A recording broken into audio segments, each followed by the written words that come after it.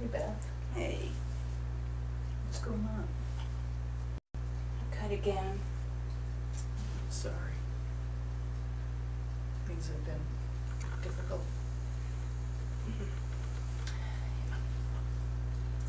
That's an incredibly hard place to be, isn't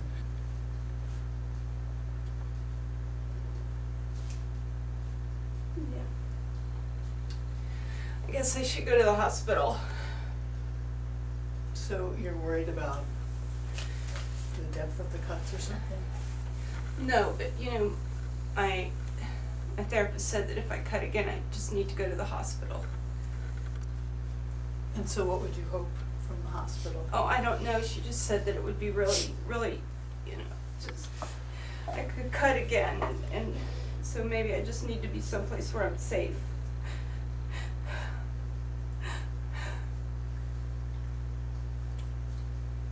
So, Would you take me?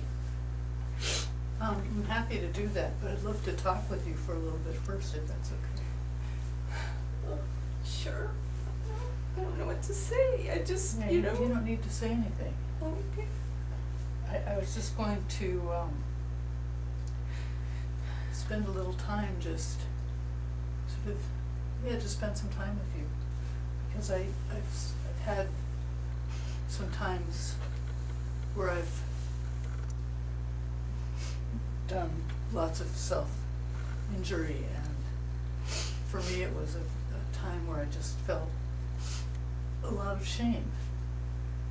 And it was almost more the shame that hurt than the self-injury. Is it like that for you? I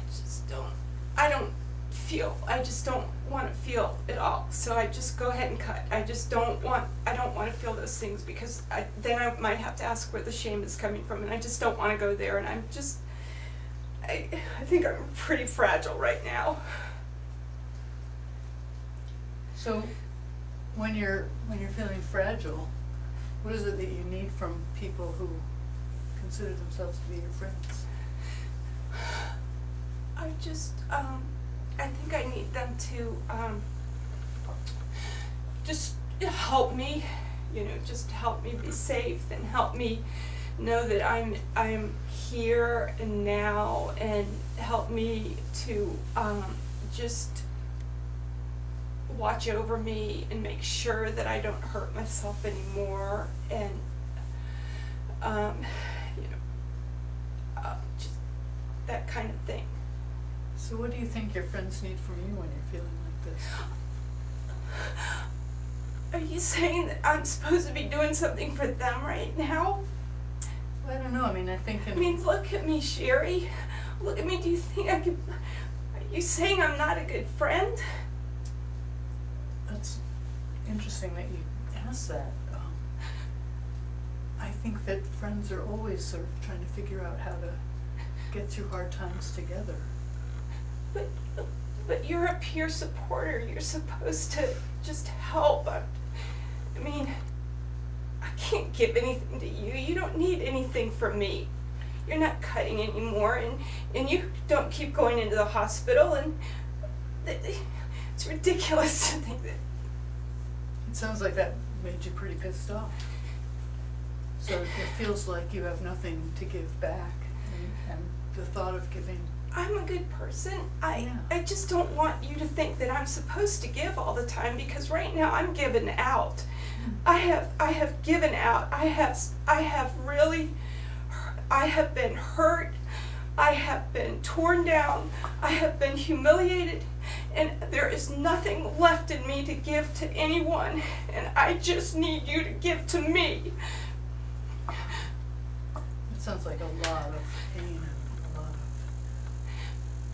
burnout, and just a lot of loss. Yes. Yes. So I just need, I just need a blanket wrapped around me, and somebody to just love me and to take care of me.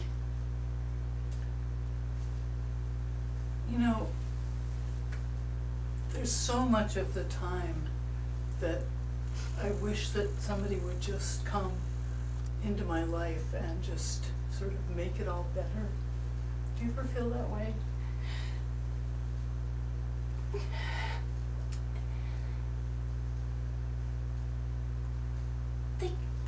I know nobody can do that, and I just need them to understand that because of what I've been through, I just am different, and I just need them to understand that I'm different and to really just honor my difference. So it feels like you're different than... Yes. Different than what? Different than who? I don't know, I just have been through so much in my life that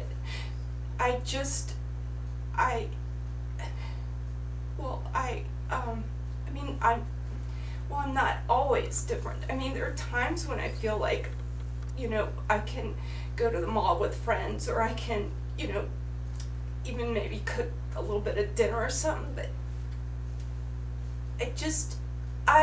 my doctor and my therapist told me that, you know, that I've been damaged, I've been hurt, it's okay for me to take a break, is what they said. I can take a break. And taking a break means?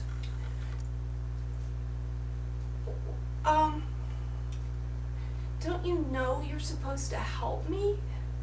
I mean, you're really making this difficult. Yeah, I'm sorry that it feels difficult. It's not my intention to make it feel difficult. I guess what I'm trying to figure out with you is kind of how we can be together in a way that feels, I don't know, I guess I just want to say different, and I'll tell you why. Because you're looking at me like I've got three heads. No, I appreciate you struggling with me. Yeah, I guess that's what it is, Beth. I mean, I guess what I hope is that we can struggle to do something different with each other than just end up with one of us feeling like the other is needing to be taken care of or take a responsibility for. And I'll tell you why I want to do something different, if it's okay with you. Yeah, I guess. Well, I have to say that for me, that whole feeling of feeling different and like incapable of giving and really needing somebody to keep me safe in my own life has really, in a strange way, sort of kept me really disconnected from people. Yeah, I guess I can see that sort of like an invisible kind of wall. I thought that was the way it was supposed to be, though, that I had to live in that invisible wall to make sure that I could just be safe. Wow. And so when you live in that invisible wall, what does it mean to say that you could just be safe?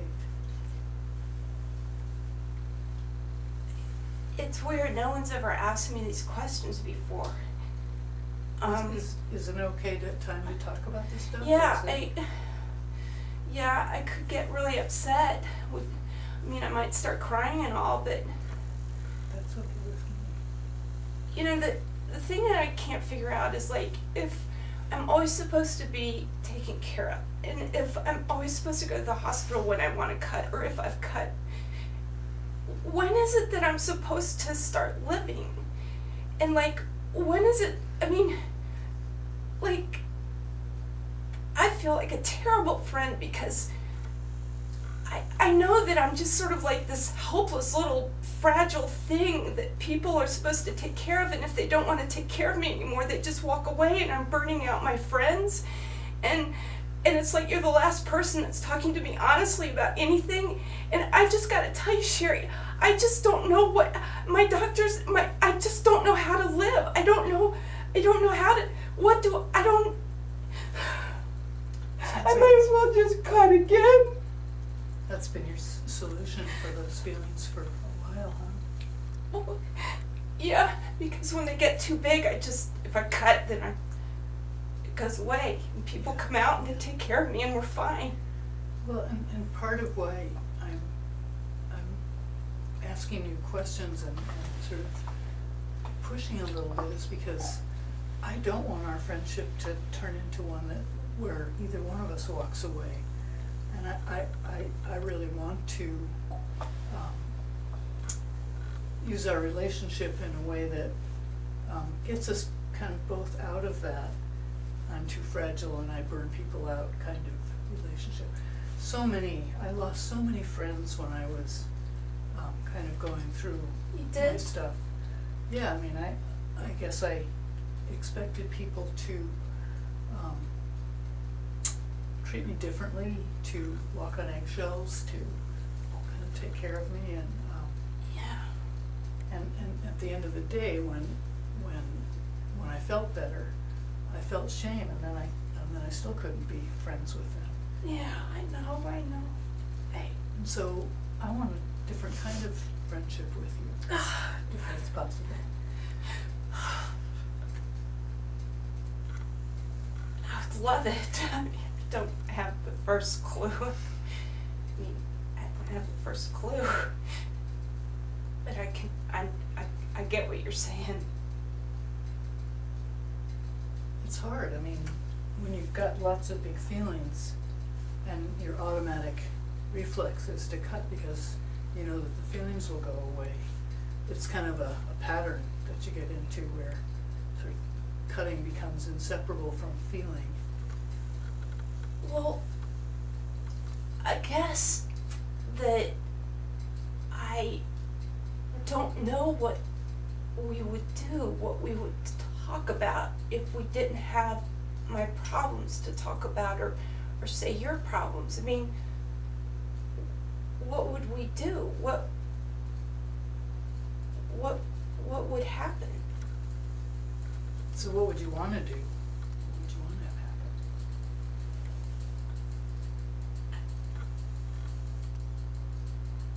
I don't think I want to go to the hospital. Wow. That's awesome. I mean, when I first came and we sat down together, it was the first thing that you said you thought you needed. I know. And it's really different to hear. I don't want to go. Yeah, what you think you need versus what you want. I never, I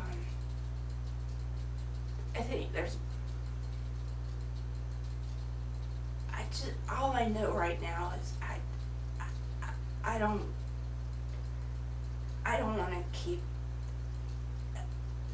I want to do something different, and I didn't guess I knew that I could. Well, for me, the whole thing with self-injury was a very lonely experience. It sort of kept me from being in conversation with people. It was a way to deal with my pain very alone and very secretively. Yeah. And then, like I said, I think the hardest thing in the world was that it left me with a huge feeling of shame. Yeah. So, I mean, for one thing, I don't think that we need to base our friendship on pain necessarily. But certainly, if we find ways of talking together that do something different with the pain, that there's perhaps more room for a different kind of relationship. You mean like, because like that was really worrying me. I thought that, you know, if I get better, then I won't be able to have the friendships that I have, or I guess they're not really friendships, but I was worried that, like, I really like my therapist, and I was thinking, like, if I get better, does that mean that she would leave, you know?